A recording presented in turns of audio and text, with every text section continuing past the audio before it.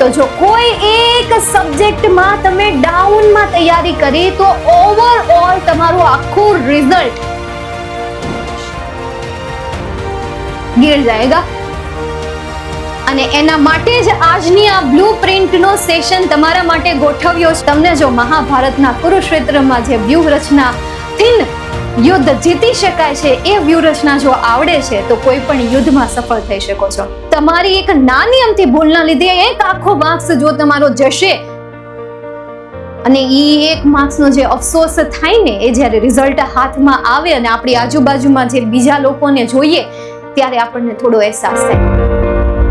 Hello everyone, કેમ છો મારા વહાલા બબર શેર અને બબર શેરનીઓ? મજામાં ને આઈ હોપ કે તમે બધા મસ્ત હશો, સ્વસ્થ હશો, ખુશ હશો એ આશા સાથે આપ સૌનું દિલથી હૃદયથી હાર્દિક સ્વાગત કરું છું, મારા હૃદયના ઊંડાણથી હાર્દિક સ્વાગત કરું છું। વિદ્યાર્થી મિત્રો, બોર્ડની પરીક્ષા આવી રહી છે નજીક અને અંગ્રેજી જેવા વિષયોમાં તમને તૈયારી કરવાનું બિલકુલ પણ મન નથી થતું। તમે એક જ પ્રશ્ન વિચારી રહ્યા છો કે અંગ્રેજી તો પરીક્ષાના સમયે જોયું જશે, પણ my dear students, my dear little stars, મારા નાના નાના ભૂલકાઓ તારાઓ, ધ્યાનથી સાંભળો। જ્યારે તમારો ટાર્ગેટ કંઈક ફિક્સ હોય કે આટલા ટકા લાવવા છે અને એમાં ધ્યાન રાખજો 7 સબ્જેક્ટ 7 વિષયોના ટોટલ માર્ક્સથી તમારું ફાઇનલ ટકાવારી બને છે। તો જો કોઈ એક સબ્જેક્ટમાં તમે ડાઉનમાં તૈયારી કરી તો ઓવરઓલ તમારું આખું રિઝલ્ટ गिर जाएगा। અને એના માટે જ આજની આ બ્લુપ્રિન્ટનો સેશન તમારા માટે ગોઠવ્યો છે કે જેમાં હું તમને ધોરણ 10 ની 80 માર્ક્સની આખી બ્લુપ્રિન્ટ ડિટેલમાં એક્સપ્લેન કરીશ। સાથે સાથે હું તમને હેતુ કહી દઉં કે શા માટે બ્લુપ્રિન્ટ સમજવી જોઈએ, શા માટે બ્લુપ્રિન્ટ ખબર હોવી જોઈએ, એમના હું તમને હેતુ ડિટેલમાં કહી દઉં। માય ડિયર સ્ટુડન્ટ, તમને જો બ્લુપ્રિન્ટ ખબર છે, તમને જો સફળતાનો નકશો ખબર છે, તમને જો રણનીતિની વ્યૂહરચના આવડે છે, તમને જો મહાભારતના કુરુક્ષેત્રમાં જે વ્યૂહરચનાથી યુદ્ધ જીતી શકાય છે એ વ્યૂહરચના જો આવડે છે તો કોઈ પણ યુદ્ધમાં સફળ થઈ શકો છો। એમાંનું પહેલો ફાયદો શું છે કે ભાઈ કયા પ્રકરણમાં સૌથી વધુ માર્ક્સનું પૂછાશે અને ક્યાં ટોપિક ઉપર સૌથી વધારે ફોકસ કરવું આ તમને ખ્યાલ આવે છે જ્યારે તમે બ્લુપ્રિન્ટને સમજો છો ત્યારે। નંબર 2, ધ્યાનથી સાંભળો। એમસીક્યુ આવશે કે મોટા પ્રશ્નો આવશે? એમસીક્યુ આવશે તો કેટલા આવશે? મોટા પ્રશ્ન આવશે તો કેટલા આવશે? એમસીક્યુ કેટલા ગુણના પૂછાશે? મોટા પ્રશ્ન કેટલા ગુણમાં પૂછાશે? કયા ટોપિકમાંથી પૂછાશે? કેટલા ઓપ્શન બેઝ હશે? કઈ રીતે હશે? એ મેથડ જો તમને ખબર હશે તો તમારી તૈયારી સુપર ડુપર હિટ થશે। નંબર 3, શું વાંચવું અને શું છોડી દેવું એની તમને સ્પષ્ટતા ખબર પડશે કે ભાઈ કેમાં સૌથી વધારે પ્રિપેરેશન કરવી અને કયો એવો ટોપિક છે કે જેની તૈયારી બહુ ઓછી કરવાથી પણ તમને પરીક્ષામાં એ ક્વેશ્ચનનો આન્સર આવડી જશે, એનો તમને શું આવે છે તો કે આઈડિયા આવે છે। નંબર 4, સમય વ્યવસ્થાપન કરી શકો છો। ઘણી વખત યાર અંગ્રેજી જેવા વિષયમાં પણ 3 કલાક ઓછી પડે હે ને? કેટલા વિદ્યાર્થીઓ અગ્રી કરે છે કે જેમના માટે અંગ્રેજી વિષયના પેપરમાં પણ 3 કલાક ઓછી પડતી હોય, સમય ઘટતો હોય? કેટલા વિદ્યાર્થીઓ છે જરૂરથી કમેન્ટ સેશનમાં જણાવજો ક્યાં સમય ઘટે છે, કયા વિભાગમાં સમય ઘટે છે, કયા વિભાગમાં સમય તમે વધારે આપો છો એ કમેન્ટ કરીને જરૂરથી બતાવજો કે જેથી કરીને હું તમને એમનું સોલ્યુશન નેક્સ્ટ આવનારા વિડીયોમાં હું તમને આપી શકું। નેક્સ્ટ એના પછી નંબર 5, આત્મવિશ્વાસ। જ્યારે તમને નકશો ખબર છે, જ્યારે તમને રસ્તો ખબર છે, ફોર એક્ઝામ્પલ અત્યારે મસ્ત મેરેજની સિઝન ચાલે છે, લગ્નમાં જમવા જવાનો સમય હોય, કોઈક ફાર્મમાં હોય, કોઈક વાડી હોય, કોઈક ગામમાં હોય, તો જો તમને રસ્તો ખબર છે કે અચ્છા એ સ્થળ અહીંયા જ આવ્યું છે તો તમારી ગાડી ફટાફટ જશે। અને જો તમને સફળતાનો નકશો નથી ખબર તો તમે પૂછતા જાશો અને ત્યાં તમે થોડાક લેટ પહોંચશો, મોડા પહોંચશો, પણ તમને જો સફળતાનો રસ્તો ખબર છે, સફળતાનો નકશો ખબર છે તો સમયસર પહોંચશો, એ પણ સારા એવા ટકાવારી સાથે। તો એટલા માટે બ્લુપ્રિન્ટ સમજવી જરૂરી છે। ચાલો શરૂઆત કરીએ બ્લુપ્રિન્ટના પહેલા વિભાગથી। તમારો પહેલો વિભાગ જે છે એની આપણે શરૂઆત કરીએ એ પહેલા આ આખા પેપરમાં ટોટલ અંગ્રેજીના કેટલા વિભાગ પડે છે એ સમજો। એમાંનું પહેલું મેઇન ટેક્સ્ટ પ્લસ પોયમ, એનો ટોટલ ગુણભાર કેટલો છે? અચ્છા ચલો મને બતાવો કે મેઇન ટેક્સ્ટમાં કેટલા ચેપ્ટર છે, પોયમમાં કેટલી સ્ટાન્ઝા છે? ખબર છે? નથી ખબર તો અત્યારે હું તમને કહી દઉં, મેઇન ટેક્સ્ટમાં ટોટલ 10 છે, પોયમમાં તો કે 1 થી 4 સ્ટાન્ઝા છે, એટલે કે ટોટલ 4 સ્ટાન્ઝા છે। હવે આમાં માર્ક્સ ક્યાં કટ થાય? કોઈ મને કહેશે? જી હા, અત્યારે ભલે આપણું આ રેકોર્ડેડ સેશન છે, પણ તમે નીચે કમેન્ટ કરશો તો હું જરૂરથી સાંભળી લઈશ, મતલબ કે હું વાંચી લઈશ. અને મોટા ભાગના વિદ્યાર્થીઓની કમેન્ટ, કોઈ એક વિદ્યાર્થી ખાલી કમેન્ટ કરશે સ્ટાન્ઝા, અને બાકીના બધા વિદ્યાર્થીઓ એ વિદ્યાર્થી સાથે જો અગ્રી થતા હોય તો એ વિદ્યાર્થીની કમેન્ટની નીચે કમેન્ટ કરજો જી હા એકદમ પરફેક્ટ. ભાઈ સ્ટાન્ઝામાં માર્ક્સ કટ થઈ જાય છે. પેરેગ્રાફ બેઝ ક્વેશ્ચન આન્સરમાં તો ગમે એમ કરીને લડી લઈએ છીએ. પ્રોબ્લેમ આપણને અહીંયા પડે છે, તો એ પ્રોબ્લેમનું સોલ્યુશન હું તમને યુટ્યુબમાં આપી દઈશ. ટેન્શન બિલકુલ પણ નહીં લેતા. તમારી એક્ઝામ આવે એ પહેલા જ્યાં તમે અટવાઓ છો, જ્યાં તમે લટકો છો, અને જ્યાં તમે ઝપટમાં નથી રહેતા, એટલે માર્ક્સ ઝપટમાં નથી આવતા, ત્યાં હું તમને હેલ્પિંગ વિડીયો આપી દઈશ, હેલ્પિંગ લાઈવ સેશન આપી દઈશ. એટલે ટેન્શન નકો. કેટલા માર્ક્સમાં? 23 માર્ક્સમાં. સપ્લિમેન્ટરી રીડર 8 માર્ક્સમાં. અનસીન ડેટા 9 માર્ક્સમાં. ફંક્શન એન્ડ ગ્રામર 24 માર્ક્સમાં. રાઇટિંગ કેટલા માર્ક્સમાં? 16 માર્ક્સમાં. અને માર્ક્સ કપાય ક્યાં? અહીંયા. બધા વિદ્યાર્થીઓની વાત નથી કરતી જે ટોપર સુપર ડુપર છે, કે જેનું ઇંગ્લિશ બહુ સારું છે, એમની તો હું બિલકુલ વાત નથી કરતી. મારી જેવા વિદ્યાર્થીઓ છે, મીડિયમ છે, कच्चा सा पक्का सा इंग्लिश जिसको आता है, मेरे जैसा कभी कभी हिंदी, कभी कभी आधा इंग्लिश आधा गुजराती, તો એને થોડાક આમાં ફાફા પડે. તો એનો પણ ડર ખતમ કરવા માટે હું છું, અને આ વિભાગમાં ધ્યાન રાખવું બહુ જરૂરી છે. 80 માર્ક્સના પેપરમાંથી ખાલી તમારા 16 માર્ક્સ પણ જો ઓછા થાય છે તો તમારા ઓવરઓલ રિઝલ્ટમાં ફરક પડે છે. જે તમારો ટાર્ગેટ છે A1 હાસિલ કરવાનો, ગુજરાતમાં ટોપર રહેવાનો, ગુજરાત બોર્ડમાં ટોપર રહેવાનો, ટોપ 3માં આવવાનો, ટોપ 10માં આવવાનો, એ ડેફિનેટલી પૂરો થશે. પણ ક્યારે? જ્યારે તમે અંગ્રેજી જેવા વિષયને પણ વિશેષતા આપશો ત્યારે. એટલે જો ડર તમને આમાં ન હોય તો ડર ઊભો કરજો, કારણ કે આમાં જે રીતે માર્ક્સ ક્યાં કટ થાય ને એનો તમને કોઈ આઈડિયા નથી.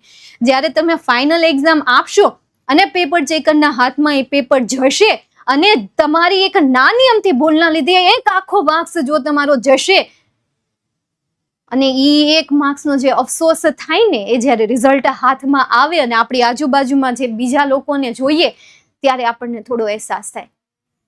ચાલો નેક્સ્ટ, એના પછી આપણે આગળ જઈએ.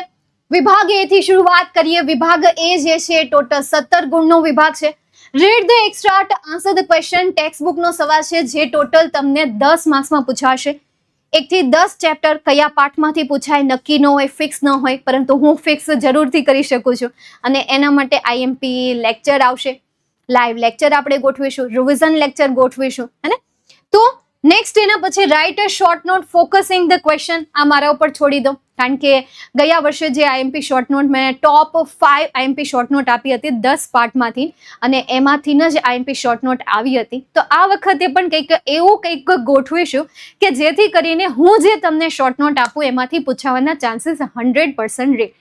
વી વિલ ટ્રાય, હું ટ્રાય કરીશ, તમે પણ પ્રયત્ન કરો. એકવાર એક લક્ષ્ય નક્કી કરવાનો પ્રયત્ન કરો કે ભાઈ બાકીના બધા સબ્જેક્ટમાં 80માંથી 80, ભાષાકીય વિષયમાં 80માંથી 80 પોસિબલ કેમ નથી? છે ટાર્ગેટ તો બનાવો, એમને હાંસલ કરવાનું સપનું તો જુઓ. ચલો નેક્સ્ટ એના પછી રાઇટ શોર્ટ નોટ મારા ઉપર છોડી દો. 3 માર્ક્સમાં પૂછાશે. True false 4 માર્ક્સમાં પૂછાશે. એનું રિવિઝન હું કરાવી દઉં, એ પણ તમે મારા ઉપર છોડી દો. બસ હું તમારા ઉપર એટલું છોડું છું કે તમે લાઈવ સેશન અટેન્ડ કરવાનું રાખો. નેક્સ્ટ એના પછી વિભાગ બી, કે જેમાં ટોટલ તમને 4 ક્વેશ્ચન પૂછાય. સ્ટાન્ઝા બેઝડ ક્વેશ્ચન તમને 4 માર્ક્સમાં 1 થી લઈને 4 સ્ટાન્ઝા પૂછાય, અને એમાંથી કઈ સ્ટાન્ઝા કરવી એ પણ હું તમને કહી દઈશ આવનારા લાઈવ લેક્ચર્સમાં. Next, read paragraph and answer the questions. ભાઈ પેરેગ્રાફ બેઝડ ક્વેશ્ચન બ્લેક બુકમાંથી તમને પૂછાશે, અને આની જો તમારે પ્રેક્ટિસ કરવી છે તો ભાઈ યુથ સ્વયંના પેપર સેટ પરચેસ કરી લો, અને એમાંથી તમે તમારી રીતે પ્રેક્ટિસ કરો. સેમ એવી રીતે ડેટા બેઝ ક્વેશ્ચન આન્સર તો કે 5 માર્ક્સમાં, અને ડાયલોગ બેઝડ ક્વેશ્ચન આન્સર તો કે 4 માર્ક્સમાં. તો ઓવરઓલ તમારો આ વિભાગ પણ ટોટલ કેટલા માર્ક્સનો? તો કે 17 માર્ક્સનો આ વિભાગ બને છે, કે જેમાં તમારે ક્વેશ્ચનના આન્સર ક્યાંય ગોતવા જવાની કે યાદ રાખવાની જરૂર નથી. એમના આન્સર તમને એમાં જ આપેલા છે. એટલે સૌથી ઇઝીએસ્ટ જો કોઈ પાર્ટ હોય તો એ છે બી. નેક્સ્ટ એના પછી સી. જેમાં ટોટલ તમને 5 ક્વેશ્ચન પૂછાય છે અને આ આખા વિભાગનો 15 ગુણભાર હોય છે.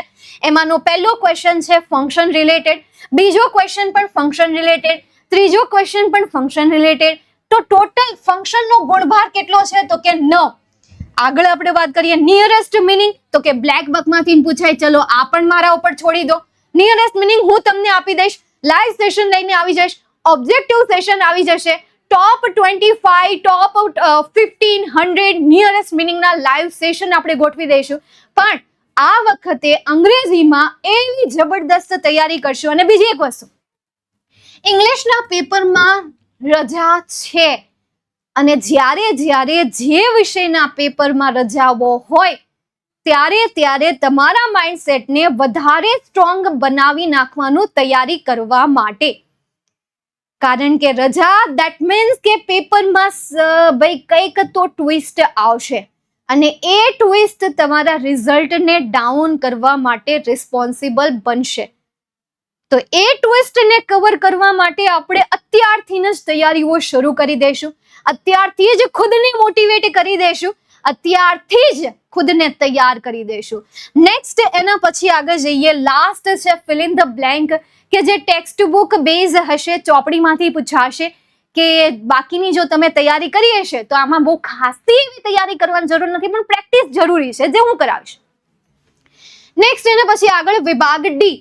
આનો પણ ટોટલ ગુણભાર કેટલો રહેશે તો કે 15 આનો ગુણભાર રહેશે. આખો ગ્રામરનો છે. પહેલો ક્વેશ્ચન તમને ઇનડાયરેક્ટ નરેશન 2 માર્ક્સમાં ઓબ્જેક્ટિવ હોય છે. બીજો ક્વેશ્ચન કન્જક્શન રિલેટેડ 3 માર્ક્સમાં ઓબ્જેક્ટિવ હોય છે. ત્રીજો question fill in the blank 3 માર્ક્સમાં ઓબ્જેક્ટિવ હોય છે.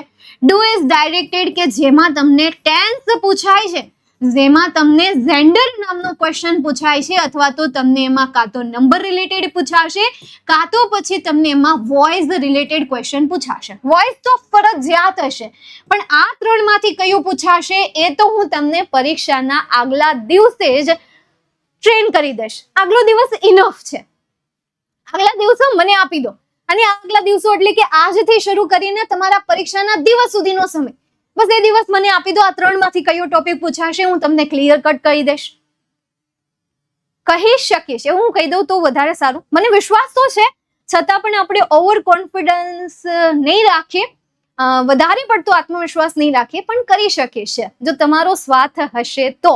સ્વાર્થ નહીં, સાથ. આઈ એમ ટોકિંગ અબાઉટ સાથ. નેક્સ્ટ એના પછી select the question, WH question છે, જે ઓબ્જેક્ટિવ બેઝ રહેશે. અને આ રીતે તમારો વિભાગ ડી પણ 15 માર્ક્સમાં, અને છેલ્લો વિભાગ છે ઈ, કે જેનો ટોટલ ગુણભાર છે 16, અને આમ તમારું 80 માર્ક્સનું પેપર તૈયાર થાય છે. 3 ક્વેશ્ચન, જેમાંનો પહેલો ક્વેશ્ચન એસે રાઇટિંગ, બીજા ક્વેશ્ચનમાં કાં તો તમને રિપોર્ટ આપેલો હોય અને ઓપ્શનમાં તમને ઈમેલ પણ આપેલો હોય છે, અને છેલ્લે પિક્ચર ડિસ્ક્રિપ્શન. આ ત્રણેય વસ્તુ મારા ઉપર છોડી દો. એસે કયા IMP રહેશે એ હું તમને આપીશ. અને જો તમારે પ્રેક્ટિસ કરવી છે તો યુથ સ્વયંનો પેપર સેટ છે, કે જેમાંથી તમે મેક્સિમમ પ્રેક્ટિસ કરી શકો છો. IMP ક્વેશ્ચન સાથે પ્રેક્ટિસ કરી શકો છો. સમયનું મેનેજમેન્ટ તમે પહેલેથી જ કરી શકો છો, હું તો કરાવીશ જ, પણ ટાઈમનું મેનેજમેન્ટ તમારે જાતે કરવું પડશે. કારણ કે મને નથી ખબર તમારી સ્પીડ કેટલી છે, મને નથી ખબર કે તમે કયા ક્વેશ્ચનમાં વિચારવા માટે કેટલો સમય લ્યો છો. મને કોઈ આઈડિયા નથી કે કયા ટોપિકમાં તમે એમને સોલ્વ કરવા માટે ટાઈમિંગ તમારી કઈ રીતની હોય છે, અને એ બધું મને કોઈ આઈડિયા નથી. એટલે યુથ સ્વયં તમારા માટે બેસ્ટ છે કે ઘરે બેઠા તમે એટલીસ્ટ તમારી જાતે પેપરની પ્રેક્ટિસ કરો અને ટાઈમ મેનેજ કરતા શીખો. એટલે તમારું બ્લુ પ્રિન્ટ ડન, તમારું રિઝલ્ટ પણ સુપર ડુપર હિટ આવશે. અને આ છે આપણી અંગ્રેજી વિષયની ધોરણ 10 અંગ્રેજી વિષયની બ્લુ પ્રિન્ટ. ચલો હવે તમને સફળતાનો નકશો મળી ગયો છે, તો હવે રાહ જેની જોવો છો, હવે જે આપણી આ વિદ્યાકુલ ગુજરાતી ચેનલ ઉપર સેશન આવતા રહે, ધોરણ 10 ની ચેનલ ઉપર જે લાઈવ લેક્ચર આવતા રહે, રેકોર્ડિંગ સેશન મુકાતા રહે, એને નિયમિત જોવાનું રાખો. સમય નથી એવું કહેવાનું ટાળો, મોબાઈલનો વધારે પડતો યુઝ કરવાનું ટાળો.